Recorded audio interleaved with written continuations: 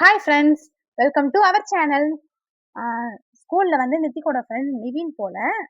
அவன் வந்து இன்னைக்கு ஸ்கூலுக்கு ஆப்சென்ட் சொல்லிட்டான். நானும் ஆப்சென்ட் ஆவுவேன். நான் ஸ்கூலுக்கு போமாட்டேன். நிவின் வந்து இன்னைக்கு வரமாட்டான். நானும் வரமாட்டேன் அப்படின்னு சொல்லிட்டு ஒரு சேட்டை பண்றான் இன்னைக்கு. யார் இதெல்லாம் சொல்லிக் குடுக்குறாங்கன்னே தெரியல. அவன் வரலன்னா உனக்கு என்ன? அவன் ஏதோ ஊருக்கு போவாங்க. அதனால அவன் வரல. நீ போனா என்ன? நீ வீட்ல இருந்து என்ன பண்ண போறன்னா, இல்ல இல்ல.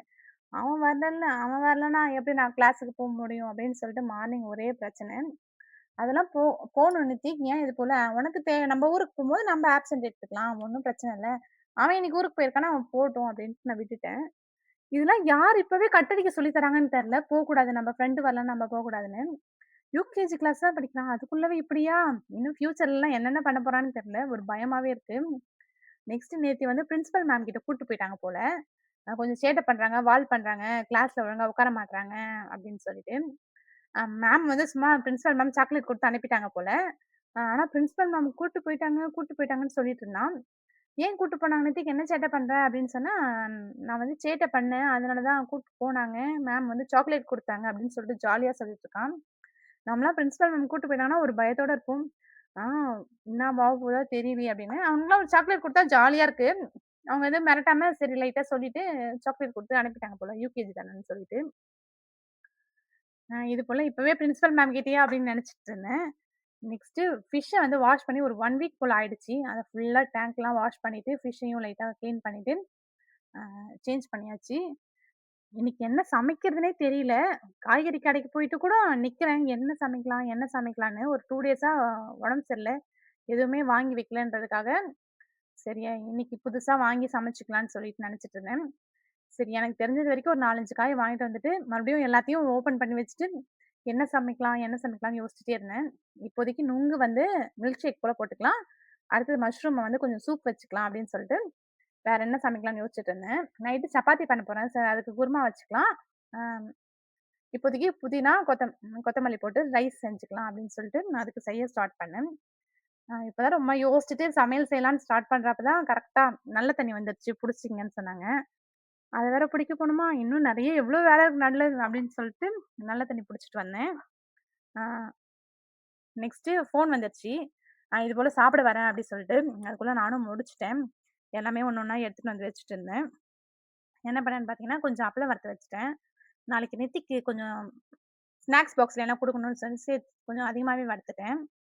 அப்பளம், கொஞ்சம் கொத்தமல்லி, புதினா, வெங்காயம், தக்காளி நல்லா கொஞ்சம் சேர்த்து போடுவேன். அதனால கொஞ்சம் தக்காளியா இருக்கும்.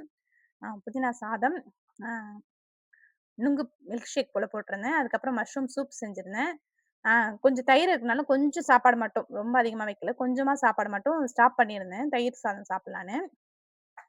அதுக்கு தொட்டுக்க ஊறுகாய். அவ்வளோதான் ஃப்ரெண்ட்ஸ் இன்னைக்கு சமையல். நைட்டுக்கு கொஞ்சம் சப்பாத்தி போட்டுக்கலான்றதுனால கொஞ்சம் சிம்பிளாவே செஞ்சுட்டேன்.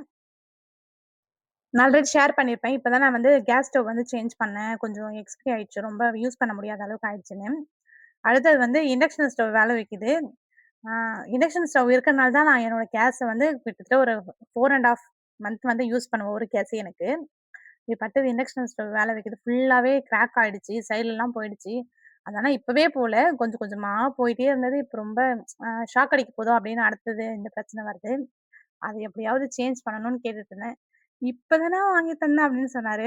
"இப்ப வாங்கி தரலங்க. ஒரு 6 1/2 இயர்ஸ்க்கு முன்னாடி வாங்கி தந்தீங்க. ஒரு 6 இயர்ஸ்க்கு முன்னாடி வாங்கி தந்தீங்க" அப்படி சொன்னேன். "அடுத்த செலவா?" அப்படின்னு சொல்லிட்டு கொஞ்சம் யோசிக்கிற மாரி இருக்கு. சரி அத கொஞ்சம் கொஞ்சமா கிளீன் பண்ணிட்டு, ஸ்டேஜ்லாம் கிளீன் பண்ணிட்டு, மத்த வேலைலாம் பார்க்கலான்னு சொல்லிட்டு இருந்தேன். ஆ இதே போல ஒண்ணு ஒண்ணா போயிட்டே இருக்கு. சாப்பாடு வடிக்கிற பாத்திரம் வந்து லைட்டா வளஞ்சிருச்சு போல. சாப்பாடு வடிக்கும்போது லைட்டா சாப்பாடு சிந்திக்கிட்டே இருக்கு. அவ்வளவா போல. ஆனா கொஞ்சமா போயிட்டுருக்கு. எல்லாத்தையுமே கொஞ்சம் கொஞ்சமா சேஞ்ச் பண்ண வேண்டியது இருக்கு.